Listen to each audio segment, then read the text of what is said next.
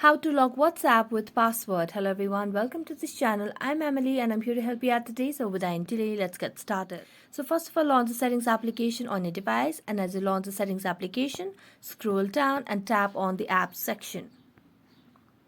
As you tap on apps section, select on manage apps, and here what you simply need to do is tap on the option of app log, or you can directly go back and you can simply see all the applications over here.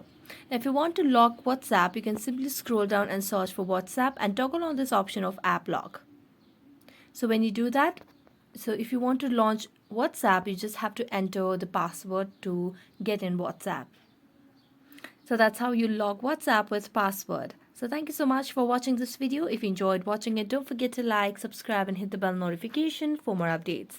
That's it for today. See you next time.